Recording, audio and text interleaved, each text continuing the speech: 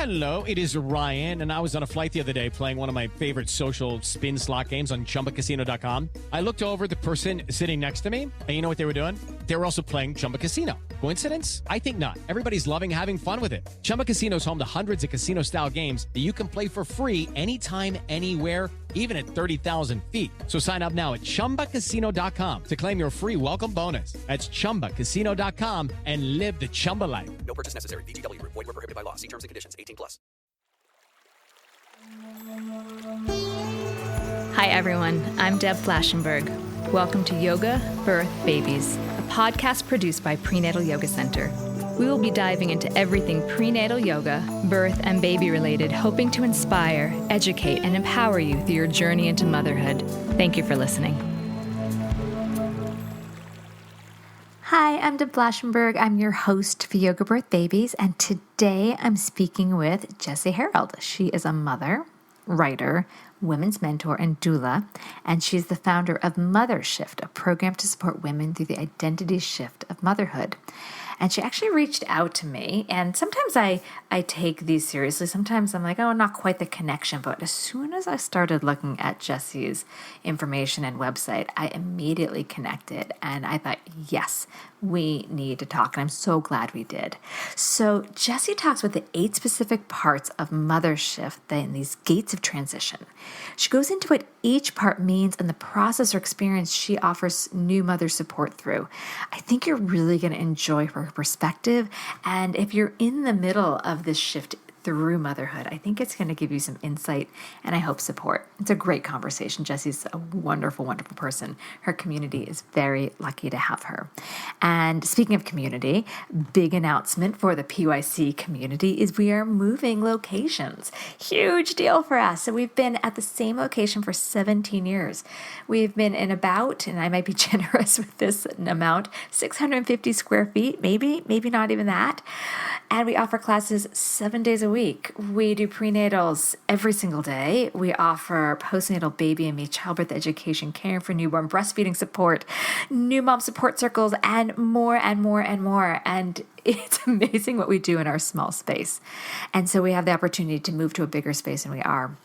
With that transition, and those that know New York, it's not cheap, we started an I Fund Women's crowdfunding campaign to help us transition to our new space. So if this is something you wish to support us through, I encourage you, in fact, I ask you humbly to make a donation to our crowdfunding campaign to help us with this transition.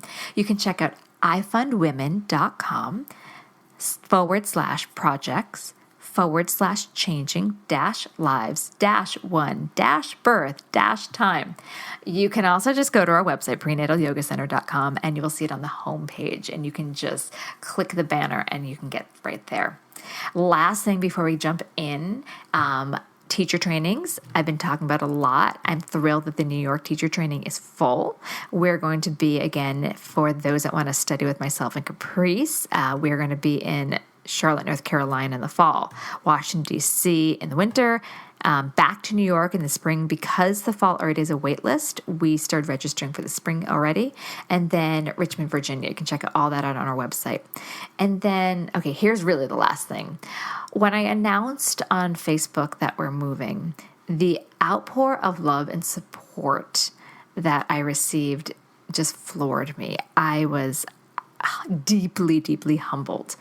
And so I'm just pulling a few from that, some quotes from that page, and I just want to share it. Really, it's not about bragging. It's more, I'm just so honored and touched that the community, even years past their time with me, still hold a special place. So I'm really excited. This is from Rachel Ford.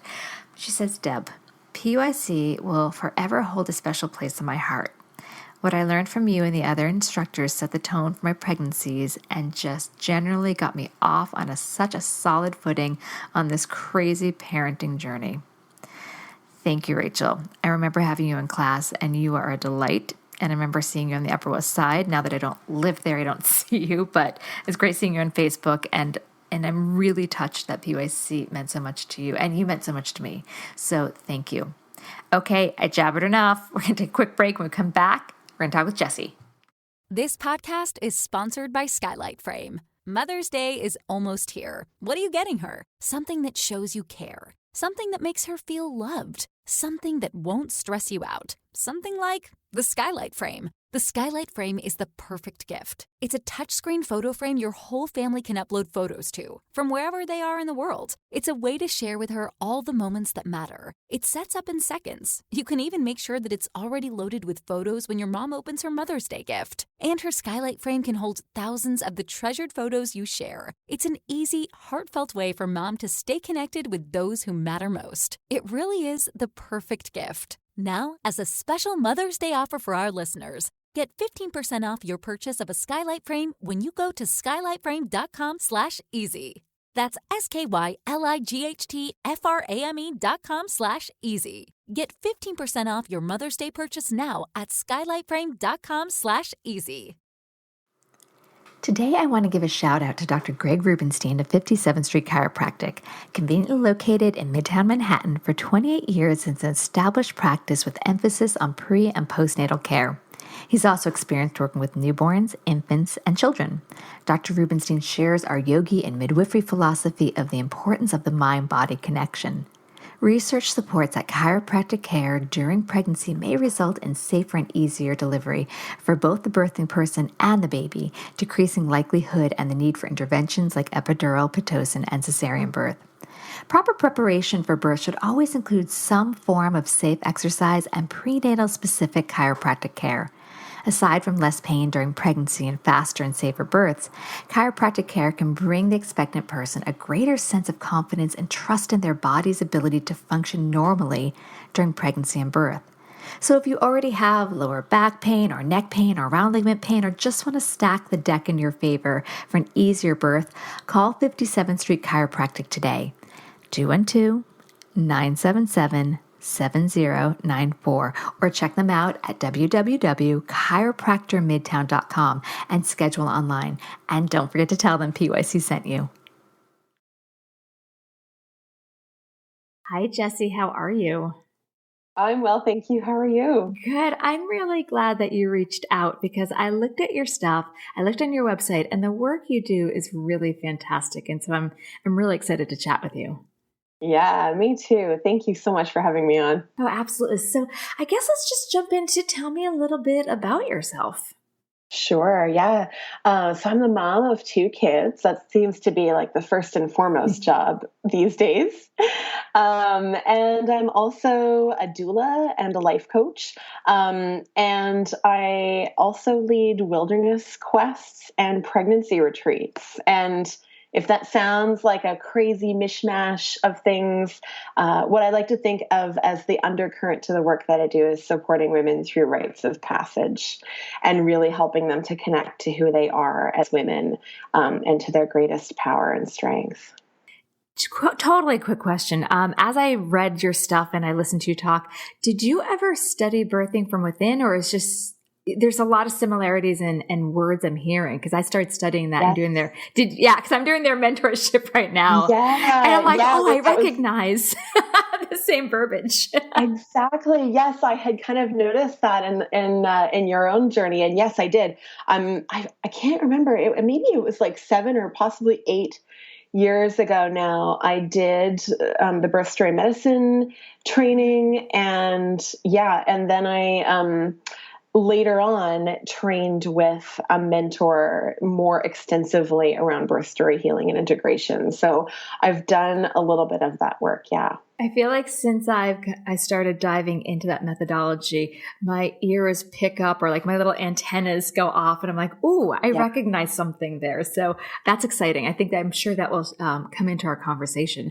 So I guess let's talk a little bit about what was your transition into parenthood and did that inspire you in your work?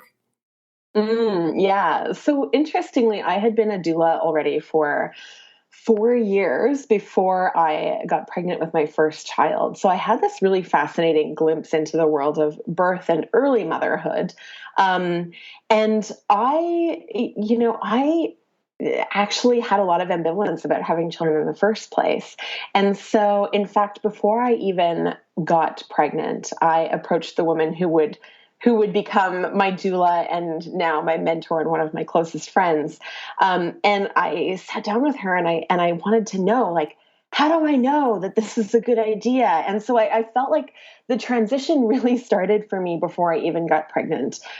Maybe I was just hyper aware, having been in birth practice for 4 years, hyper aware of what that transition might mean for me. And so I feel like it started then, and I did get pregnant shortly thereafter. And again, I think, a lot of the women that I work with in my birth practice, I feel like we tend to focus on the birth as the big event and not necessarily on a lot of what comes after, beyond maybe the logistics of how to change diapers and things like that. But I was very much ensconced in this idea of who am I going to become? What is going to happen to me as an individual now that I'm a mother? And I did a lot of that kind of personal work. And so when I had my daughter, I feel like I had kind of begun that process, but it really unfolded for many years after that in this sort of identity shift from being, a woman who was not yet a mother to a woman who was a mother, and a whole bunch of other things, but a mother. And so, it was rocky at times for sure, but it really made me appreciate, everything, the full scope of what it is to transition into motherhood over and above what I think we typically tend to talk about. So can you talk a little bit about the work that you do with new parents, and then also some of the struggles, like the biggest changes and struggles that you see as a theme? Yeah. So I am still doing birth work. And I also I do pregnancy retreats also, which focus much more on that kind of identity shift that, sort of the stuff we don't talk about, prenatally. And then postnatally, I work with women in a program called MotherSHIFT, which really, again, focuses on that identity transformation. Yeah, I want to dig into that. That's something. Yeah. we'll get there soon. Yeah, exactly. So that's kind of what the work looks like. And I would say, I think we're seeing a lot of struggles. From my perspective, we have this kind of fascinating constellation of circumstances right now in our culture that make new parenthood extremely challenging and just really different from what our mothers and grandmothers experienced themselves. Can you identify what you're seeing specifically? Yeah, exactly. Yeah. So I would say, we talk about the loss of the village, the fact that we sort of aren't connected in community in the same way as we once were. Technology is really, it's a fascinating kind of double-edged sword where in some ways it helps us to connect to that village. And in other ways, I see it both as a space where mothers are kind of comparing themselves and, comparing their insides to other people's outsides when it comes to motherhood. And where it's a place where we often get a lot of our information. So we kind of outsource our intuition oftentimes to Google and to those kind of information sources. So I think technology has a kind of a number of different influences on our motherhood now. There's so many, I think. Also, our birth practices. I mean, I don't think we can ignore the fact that a great majority of women are having some pretty challenging and often traumatic birth experiences due to the medicalization of our birthing process. And that's something that's really different in the last 100 years than it, was previous to that. And so I think that's quite dramatically shifted the way that we then navigate the postpartum period. And we know from the work of people like Dr. Sarah Buckley that there's hormonal impacts of some of those birth interventions that we're now just realizing have a powerful impact in the postpartum period, and with many women's experience of postpartum mood disorders that we're just kind of touching on now and beginning to understand. And so the lay of the land as it relates to this early postpartum period is has changed dramatically. And I don't think we've caught up with it. I think that I just have so much empathy for new mothers right now at this particular time in history, because I think we're managing a lot, and there's a great number of factors that are making it, I think, more challenging to transition into motherhood. I guess another one that I do want to bring up too is just the idea that, and depending on where you live in the world, that balance between our work lives and our motherhood. And, in some countries in the world, there's very limited maternity leave. And so a lot of women are finding themselves having to go back to work. But even, I live in Canada, we've got a year-long, sometimes more, of maternity leave. It's brilliant. It's amazing. And at the same time, a lot of women, because we just live in a culture that is very fast-paced, very kind of productivity oriented, that this slowing down, I call it the big slowdown of new motherhood, really shakes us to our core. So we're not only asking ourselves, who am I now that I'm a mother, but who am I now that I'm not a kind of quote unquote productive member of society? And I'm kind of putting that in big air quotes, but when you're, again, big air quotes, just maybe breastfeeding a baby all day and all night, we don't see that as being as valuable or as productive in society. And so it can make us really uncomfortable. Who am I when I'm not hustling? And so I think that is a huge thing for a lot of mamas too. Hey guys, it is Ryan. I'm not sure if you know this about me, but I'm a bit of a fun fanatic when I can. I like to work, but I like fun too. It's a thing. And now the truth is out there. I can tell you about my favorite place to have fun. Chumba Casino. They have hundreds of social casino style games to choose from, with new games released each week. You can play for free anytime, anywhere. And each day brings a new chance to collect daily bonuses. So join me in the fun. Sign up now at ChumbaCasino.com. No purchase necessary. VGW Group. Void where prohibited by law. See terms and conditions. 18+. This podcast is sponsored by Skylight Calendar.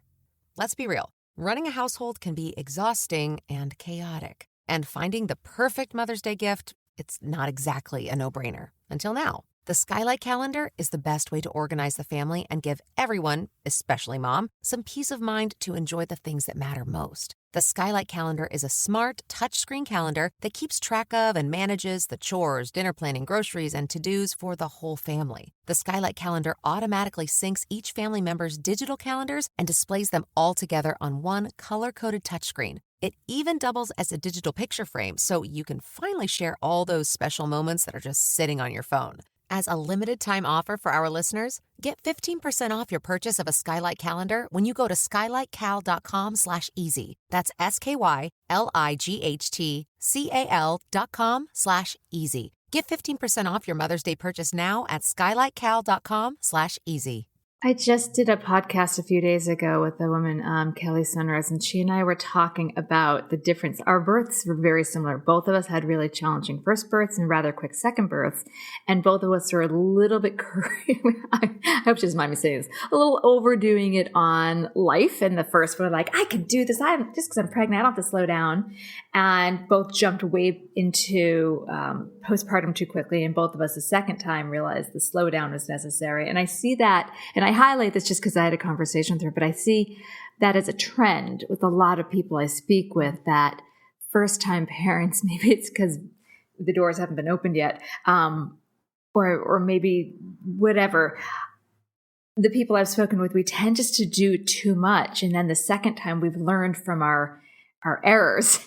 And I wonder if that's because we didn't have the village to see that beforehand. So if we saw our friends and our family really in that close knit, needing to slow down, we would have done that the first time instead of have to live the repercussions to realize it the second time. Because even I feel like when my friends were going through that, or like you said on social media, it's sometimes a little shiny and new. It's a little bit glossed over. Like we don't really get in the thick of it because we're not living quite as tightly. Does that make sense?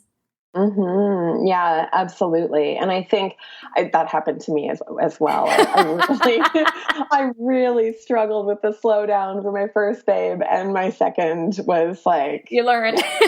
there's a world out there. What? It's true. And I think, interestingly though, yes, I think it might be the community, but in my years of teaching prenatal classes, I think, the sort of dominant narratives there are, no one told me it was going to be like this. And also it's not going to be like this for me. Oh yeah. Right? I'm going to be the so exception guilty to of this. that. I'm so guilty. Ditto. And I catch myself And I hear it all saying, the time. and I catch myself Yeah. like, Deb, why do you think you're the exception? I literally in my head, why do you think you're the exception? But I think you're absolutely right. So you might appreciate this in my prenatal classes, and I've actually had to pull back a little. I do try to tell them, I'm like, prepare for a struggle. It doesn't mean you're doing it wrong. Just prepare for a struggle. And I had one student after class, she's like, that scares me. And I'm like, that's okay. That's okay. You can go in a little scared because it keeps you sharp. I don't know if I said the right thing at that, but I try to pull the veil back a little, but some people want to keep it thick because it's so unknown. The whole thing is such a ride, such a scary ride. Yeah. And it's fascinating that it's very difficult to convey to an expectant parent, especially for the expectant for the first time, what it's really like. I feel like I did that. I used to reflect at the end of my prenatal classes, like, I feel like I did a lot of warning in there. But it's true. I think it helps to, I think it helps to kind of speak words to the experiences that are likely to happen or could happen, so that people, just as you said, like it's normalized, like it's okay to feel this way. Because I think another thing that's kind of, shifted, I think, and I think this has to do with the lack of the village in our postpartum period, is that we've pathologized a lot of what the postpartum experience is actually just meant to be like. Clearly there are, people who experience postpartum mood disorders, and that is a thing in and of itself. But I think we also, we look at a woman who has slowed down significantly, who's, not leaving the house, but it has more to do with, recovery or just laying low and learning how to breastfeed her baby. And we get kind of overly worried that there's something wrong with her because she's not back in the world yet. And so I think we actually kind of walk this interesting line between over pathologizing what are very, very natural, normal parts of the postpartum process. I 100% agree. So let's talk a little bit about how you see the different stages of embodying this shift into motherhood, because it's more than just giving birth, the physiology. It's so rich and thick. So do you mind jumping into that? Yeah, for sure. So I use what I, kind of think of as a rites of passage approach to this transition. And a lot of people, when they talk about a rite of passage into motherhood, they think of birth as being the rite of passage. In the birthing from within kind of methodology, like birth itself is the rite of passage, and it certainly is. And I think of the birth as a little bit more of just the initiation, and that there's a whole entire rite of passage that kind of continues into the postpartum period. One of the most important pieces of advice I ever got from my mentor and doula was that the transition to motherhood takes 2 to 3 years. And, that when I say that to women, it's just this, I think there's this sense of deep permission. There was for me permission to kind of screw it all up, to sometimes not feel like you're a mother yet, to not fully embody this role. And I think that's okay. We talk about like 6 weeks postpartum is meant to be your healing period, and then 6 months postpartum, and you're meant to kind of have this figured out. My child turns 8 today, and I'm still figuring it out. Oh, right? Yeah, totally.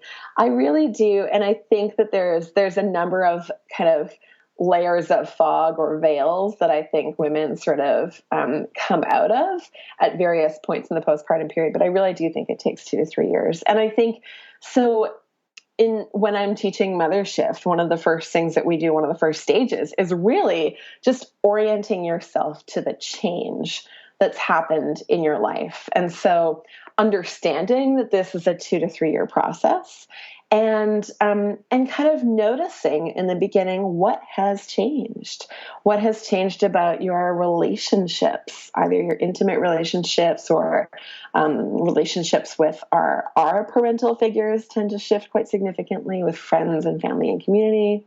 A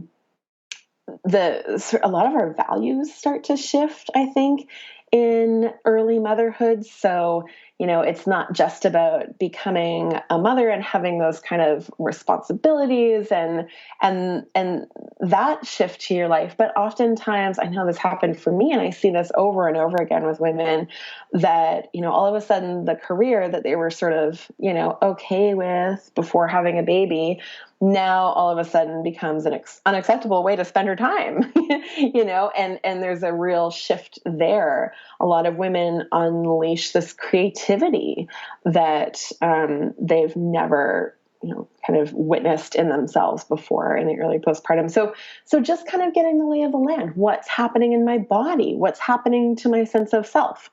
And I think when we do that, the next phase of that is a stage of loss and letting go and release and grief. And I think that's a really overlooked part of the transition to motherhood. And Can why you I go think deeper into that one? That one, when I was looking at your kind of the 8 gates of transition, that one really jumped out at me. Yeah. Can you talk about, I think a lot of people struggle with that one. They really do. Yeah. And so really, I mean, anytime that we're transitioning into a new sense of self, a new identity, of which motherhood is sort of one of the biggest, most profound examples that I think we can possibly go through, there's a necessary letting go of the woman you once were. That may be sort of an identity thing, but also, oftentimes, I think maybe most of the time, we have to let go of sort of the trappings of who we are, even just like being able to drink a hot cup of coffee and do the crossword in the morning. Like there's sort of many, many layers of this letting go. And I think that we just don't, as a culture, maybe don't give women permission to actually grieve that. And I don't know about you, but yeah, I'm also 7 years in, and my little guy's 4, and there are plenty of days still where I, just wish I could, go to the bathroom by myself. Take a shower by yourself. No, it's so true, because each stage has its new, set of problems that you learn about. Just when you think you got it figured out, you're like, oh, now we're dealing with this. And I don't think that ever goes away. I think that's from literally birth. Like, I remember the first time I'm like, I figured out how to get him down for a nap. We got this. And then like 3 weeks later, it changes. So I think one of the things about motherhood is it just keeps you in that malleable state. And I think that's actually, for me, who's a little type A, it's been a really good lesson to learn to be a little bit more present and okay with fluctuation, because I prefer a solid foundation of expectation. Like, I know what to expect, but kids really have taught me that's just not, I have to ride the waves, not push them. Yeah, definitely. Yeah. And I think there's just, so many layers of that letting go of our expectations of what motherhood might look like. Letting go even of, what, I talked about briefly, changes to your relationships, letting go of what that looks like. I think a lot of women that I work with have challenging relationships with their mothers in the postpartum period. Yeah. And mothers-in-law. And that's something that's interestingly, like, we don't actually talk about very much at all.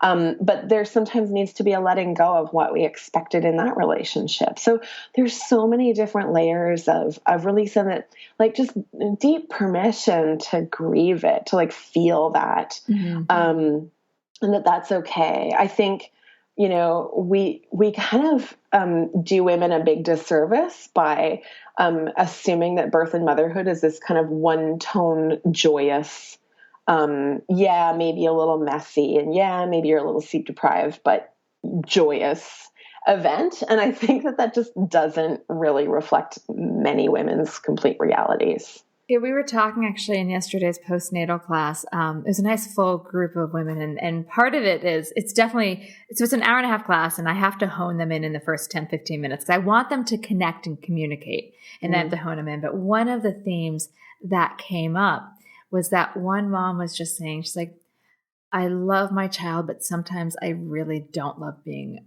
a mom. And she's in the thick of it. Like, this is the first, I think her child's maybe 3.5 months. So she's really still figuring, the next step out. And it just opened this floodgate of other people saying, oh my God, I'm so glad you said that, because I feel like there's this expectation that I have to be rainbow and sunshine and look how great this baby is, look how great my life is, when sometimes, it's just really hard and you don't have to like it. Yeah. Do you find that with your clients as well? Absolutely. And I also think, harkening back to the earlier part of our conversation, we talked about that really our culture and the sort of surroundings of each woman in motherhood are just not set up for our success, full stop. And yet I think a lot of us are still really owning and kind of, feeling shameful about the fact that it's hard and that, right, which just seems like fundamentally problematic, even from a feminist perspective. Like, here we are saying, this is how motherhood should look. Like, let's be all Instagrammable here. But we're also going to, not support you in any way, really, in so many ways, like lack of community, challenging birth processes for so many women, like all of these kind of things that make it challenging. And yet the expectation is that it's supposed to look easy. And I don't think it's ever been harder. Yeah. And I think it's just to acknowledge that, like, if you're ambivalent about motherhood, that would be a pretty darn normal reaction given what most of us experience as new mothers. I completely agree. All right. Keep going with the 8 specific areas, because I like this. So, yeah. All right. So the 8 specific areas of MotherSHIFT. So what have we covered so far? So we've talked about kind of transitioning to motherhood and doing this kind of what I call a fearless and searching inventory of what has changed. Mm-hmm. What does life look like right now for you now that you're a mother? And really taking stock of those shifts that have happened. And then the release and the grieving process. And in the rites of passage approach, what follows release is not this magical shift into the new way of being, but in fact a liminal period. So a time of, not that anymore, not a woman who's not a mother anymore, but not this yet, not quite a mother yet. So there's this kind of liminal period where you're not one or the other necessarily. And it's it's filled with tension in a lot of ways. It feels very uncomfortable, very similar, it sounds like, to what the women in your class experience, this kind of sense of being pulled in both directions, a sense of ambivalence about motherhood. And because it's so uncomfortable, a lot of us kind of seek to bypass it. But what I think can be really powerful about the liminal period is that it gives us a chance to go inward. And this in MotherSHIFT is where I teach about self-tending and the value of rest. And when I say self-tending, I mean it to be a little bit different than self-care. I feel like self-tending comes about 50 steps before self-care. And we kind of typically think of self-care as being like pedicures and massage. Yeah. Yeah, which incidentally and interestingly, a lot of what in our society we conceptualize as self-care for new mothers actually requires the separation of mother and baby, which isn't often in the best interest of either. It sounds like a really great thing, oh yeah, I'll go get a pedicure. But oftentimes, especially in that very, very early motherhood, it can actually, especially if a woman is breastfeeding, can actually heighten anxiety on everyone's part. So self-care, quote unquote, in the way that we typically tend to do it as a society doesn't necessarily work. in that kind of early period. So self-tending is really about learning to meet your own needs. And when I'm teaching this, I joke that, a great many women don't pee when they need to pee. Right? Everybody kind of laughs at that one because it's true. It's true. Or right? eat. It's so true. Or eat or that drink. was my biggest thing is that not that I forgot to eat. It's not like I was like, oh, look, lunch happened and I didn't have it. It's just, I was so focused, especially with my first, on all my energy on him and getting him to nap and feeding him and then getting outside. I would literally be like, okay, this glass of milk counts as a meal. Okay, we're going to check it off. I had lunch. Like, that's not good. Like, how does one nurture themselves who's giving their body to their child if they don't even feed themselves? Yeah. And I think and so that's where kind of that meeting of the needs. And I think it requires us first and foremost. So I usually start with those very physiological needs, like peeing when you need to pee, because most of us can tap into those fairly easily. But, talking about this whole, the influence of technology, so many of us are kind of living very disembodied. And that continues for a lot of us in early motherhood. And so we may actually really have physiological needs that we can't recognize. So it starts there. And there's this beautiful thing that happens in this process that when you identify a need, and then the next step is to validate that need, it's okay to go pee. It's okay to leave my baby, in a safe place to pee for 30 seconds. That is okay, validated. And then to meet that need. And when we start to kind of do that, it's like a muscle that we build and build and build. And then we can start to meet more complex needs, like our emotional needs. Like, I feel sad. It's okay to feel sad. I need to cry or go for a run or talk to someone. So this is a beautiful place to be in when you're going through this liminal period, is really getting down to the basics. What are my needs? How can I meet them? Because the next step is about who am I now? And arguably, if you don't know when you need to pee and pee when you need to pee, it's hard to know who you are now as a woman, right?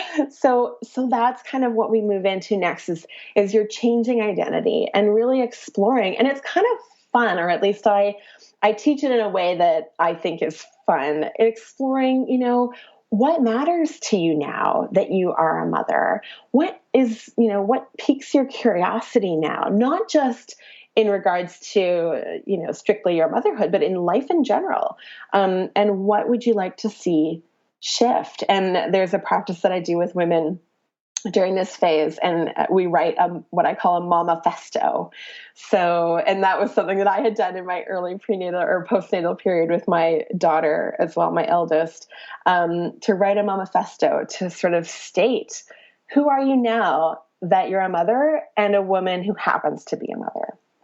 And then I invite women into what I call the gifts of motherhood. So, we kind of assume that those gifts of motherhood are like sweet, milky smiles and, kind of those things that are associated fully with the experience of having a small baby in your life. But there's also gifts that we can recognize and develop as new mothers that are just for us in a way. One of them is embodiment. So, new motherhood comes with it's fascinating, right? Because our bodies do this perfect thing oftentimes, and make these humans and nourish these humans, if that's kind of the process that we've gone through to become a mother. And yet at the same time, it can also change our bodies in a way that can make it hard to be embodied because we feel and look different. Can we dip into that? Do you mind if I interrupt? Because that's something that when I was reading about your work, it's not just the MotherSHIFT. I know you've done other stuff. Yeah. So, I work a lot with new parents, especially on the physical level through reestablishing a connection to one's relationship with their body through yoga. And I'm noticing it's difficult for a lot of people. It could be from a traumatic birth. It could be a physical issue like pelvic floor or core dysfunction or just feeling weak. And I know that your work is deeply invested in finding peace and acceptance with one's body. I know you wrote a book on that as well. So what are some of the ways, because this is really kind of your wheelhouse, that you help support new parents to attune and embody this new postpartum body, which is physically feeling different, looks different, has a different place. You're not quite pregnant. You're not quite in that post. Like, how do you help the parent get there? Yeah.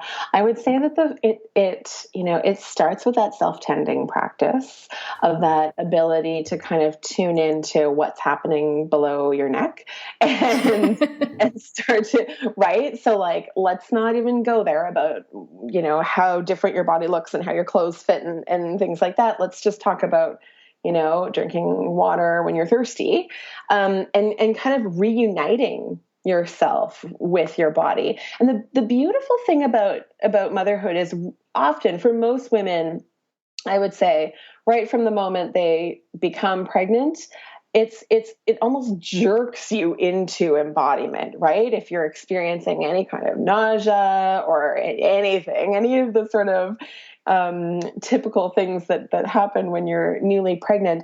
And so that's why I think this is like a pregnancy and new motherhood is like a window or a doorway, I guess, into embodiment. And it's true. Yeah. At the same time, our bodies become less societally acceptable in the process. And so, this is where I think it's really important to have conversations about what body love or what acceptance or respect actually looks like for a new parent, and to be really clear and honest about kind of the cultural influences and impacts on us. We see a lot of the, get your pre-baby body back. And just like you're not supposed to kind of be the woman you were before you had that baby. Like we're talking about an identity shift. You can't go back. Your body is probably not going to do that either, and yet we have this expectation that it will. And so I guess that word expectations is kind of, that's the conversation I think we need to have a little bit more of, is what to expect of your body, and to start nurturing a sense of respect for what your body has done and is doing by birthing and nourishing your child, and like what that looks like in an actionable way. So again, peeing when you need to pee and drinking water when you need to drink water, and doing things that feel nourishing and joyful when it comes to movement and nutrition and things like that. I think we need to be really careful about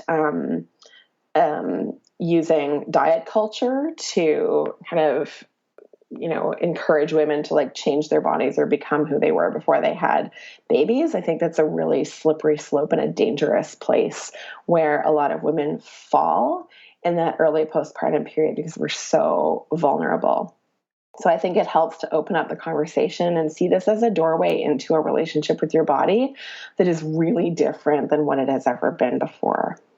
Yeah, I remember my midwife telling me, she's like, the landscape of your pelvis is forever changed. And I'm like, it really is. And then I took some pride. As much I had a fair amount of pelvic floor issues, so I took a lot of work with that. But then I also took pride in what my body was capable of doing. I'm like, wow, I did that. My body created that. And that helped me with the like, oh, I have these stretch marks now. Like I was able to, it took time and it took a lot of talking in my own brain about this, but accept that as like, I wouldn't have this person, this child, if, I had to go through that to get there.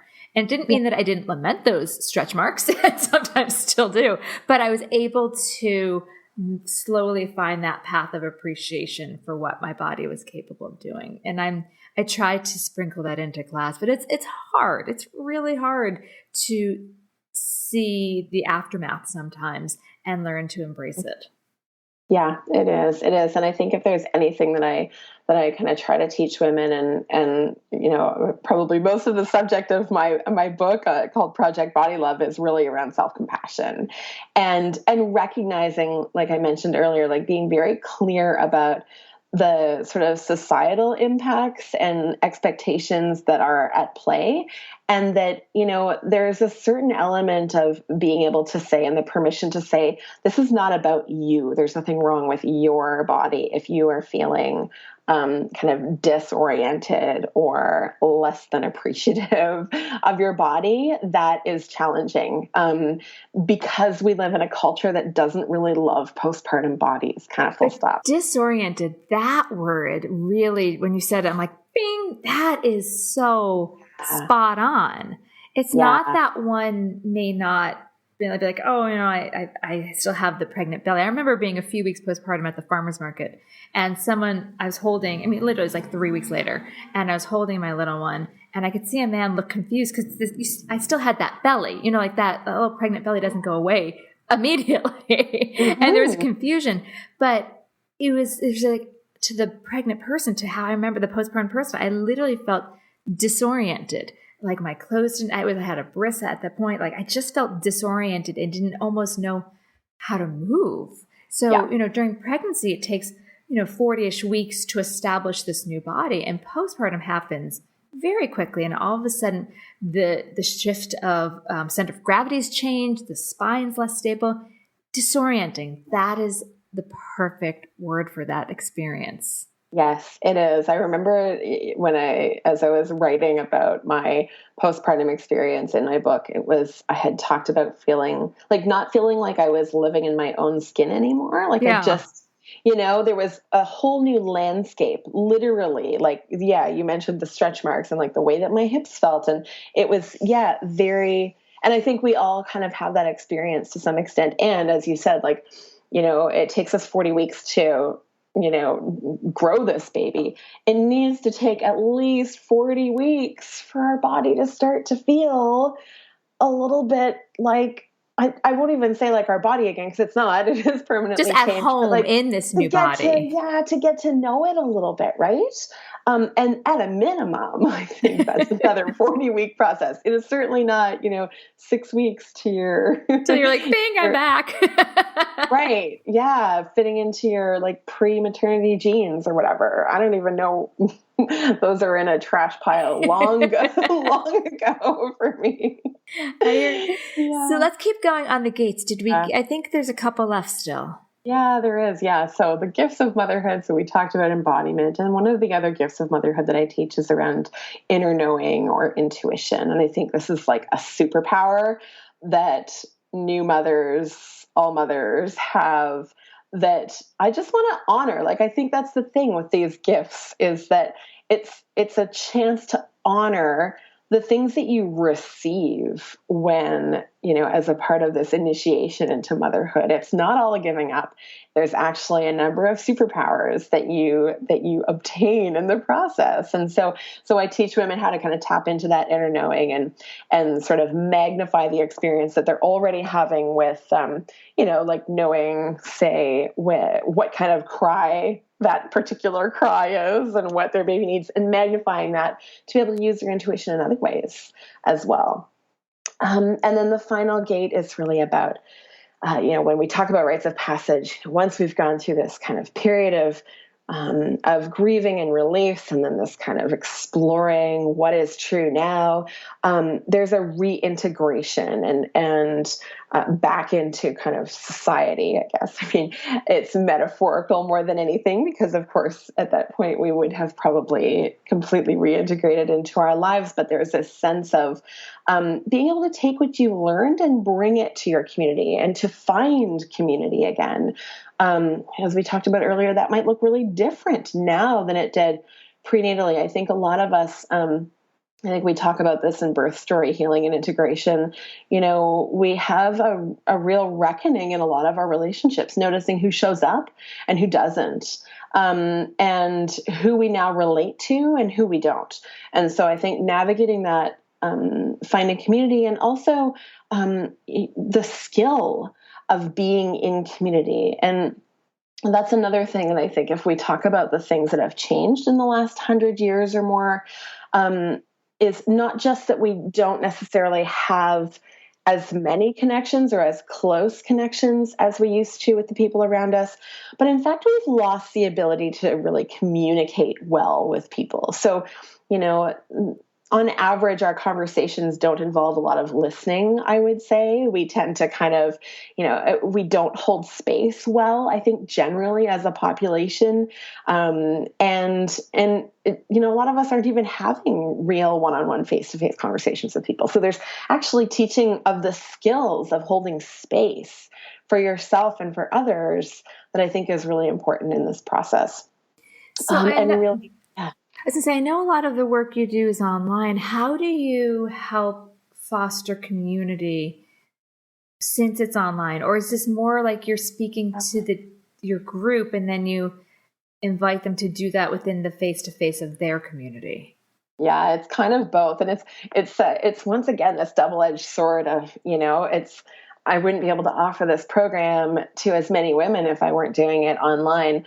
But yeah, so it's building up those skills and supporting women to take those back into their own communities. And also I think like having that sense of who you are now as mother helps you to find the people that you're going to connect best with.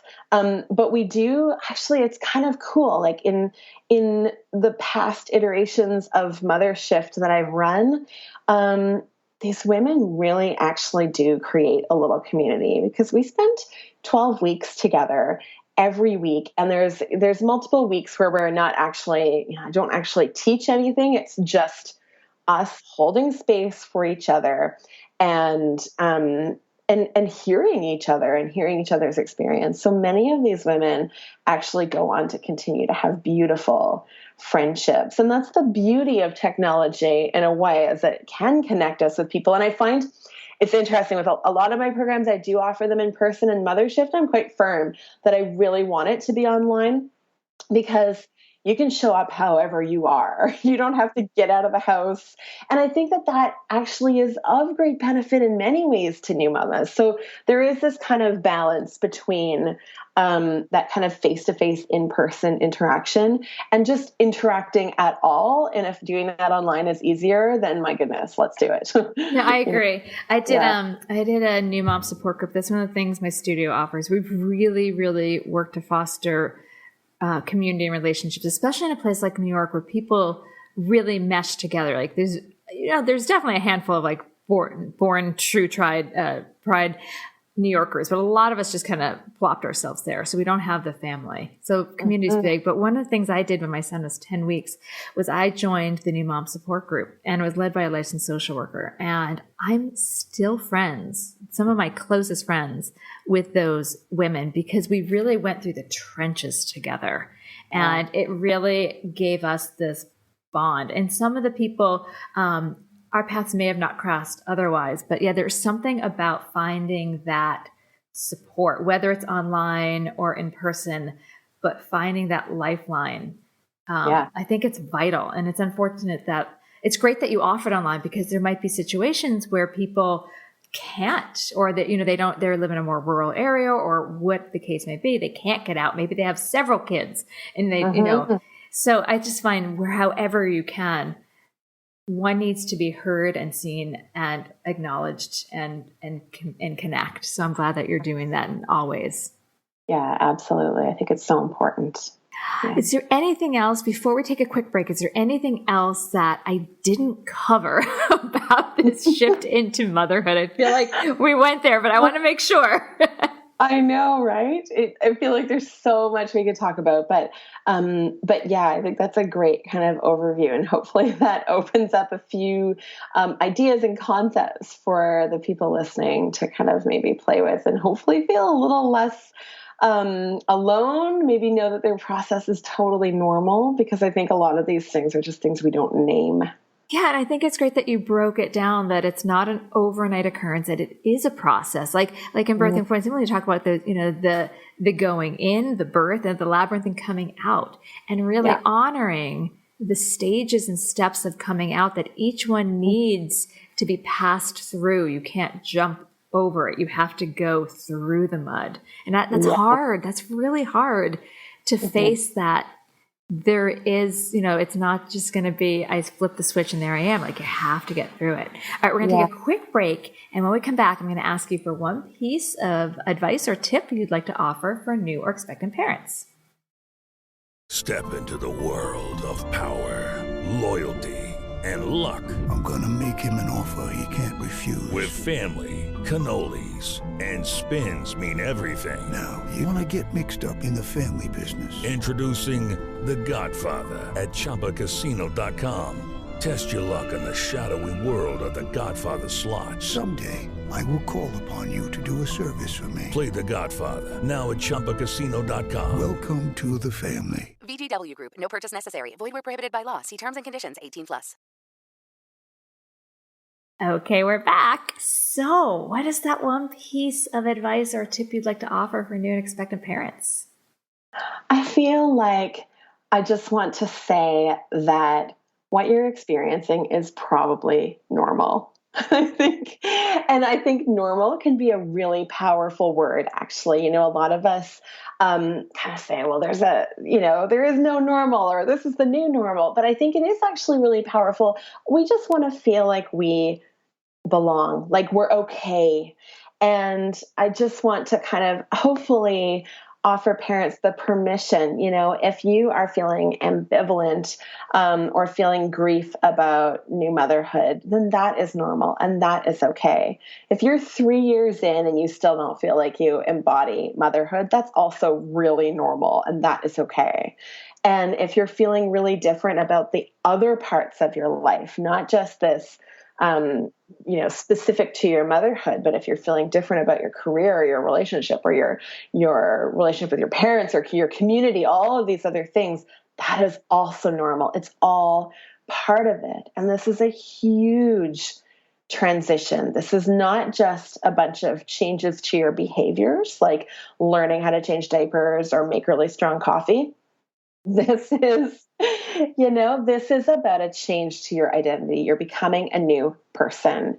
And that is a tremendously both rewarding and kind of gritty process. And, as you said earlier, you can't bypass it. We're going to go through it. And I think the more we talk about it, the more we feel like we're going through it together. I like that. And I like that you're normalizing it. But I do want to just point out that there's normal and there's a common experience, but just for listeners, also don't be afraid to reach out if you feel like you're overwhelmed. Because I just don't want anyone to be like, oh, I'm feeling so overwhelmed, but they said it's normal. Like, that's why we have support around us. And especially in the New York area, I don't know if you've heard of the Motherhood Center, but we're lucky to have that. So yeah, these gates are very important to go through, but please, listeners, also know that if you need help, please don't be shy about getting help. I hope you don't mind me jumping on your toes about that one. No, and I think like we can say also that like having those challenges is it can be part of it, right? And like that's okay too. So I think when I say normal, it's like, and also like it's totally okay to ask for support. Like, let's not have shame about it if it's challenging. Yeah. And thank you for accepting me jumping on your toes on that. Oh my God, no, not at all. I think we're totally on the same page. Yeah. So where can people find your work? Yeah, so my website is www.jessieharrold.com. That's JESSIEHARROLD.com. And so I post weekly there. I'm kind of a writer at heart, really. So I post blogs there and people can sign up for my newsletter if they just want to receive those right into their inbox. And then I like to hang out on Instagram at jessie.es.harrold. So that's kind of like the place where people can kind of hang out and chat. And it would be great to, have people reach out and connect and just kind of continue to open up this conversation. Yeah, and all that will make sure it's in our show notes. So those that pop over to prenatalyogacenter.com, if you're interested in MotherSHIFT, you're interested in Jessie's writing, which I've actually perused in the blog. She's a very good writer. Thank you. I'm intrigued by your pregnancy retreats. I've thought of that, but I'm like, oh my God, how do I can get a group of pregnant women together out and about in the world. So, I think you do good stuff. Yeah, well, I wanted to thank you for all the work that you do and that you put out, and really for your time today. Thank you so very much. Thanks for having me. You're welcome, or enjoy your day. Thanks, you too. This has been an episode of Yoga Birth Babies, produced by Prenatal Yoga Center. You can catch us on Facebook, Twitter, Instagram, and Periscope. I'm Deb Flaschenberg. Thanks for listening. With Lucky Land Slots, you can get lucky just about anywhere. Dearly beloved, we are gathered here today to... Has anyone seen the bride and groom? Sorry, we're here. We were getting lucky in the limo and we lost track of time. No, Lucky Land Casino, with cash prizes that add up quicker than a guest registry. In that case, I pronounce you lucky. Play for free at LuckyLandSlots.com. Daily bonuses are waiting. No purchase necessary. Void where prohibited by law. 18+. Terms and conditions apply. See website for details.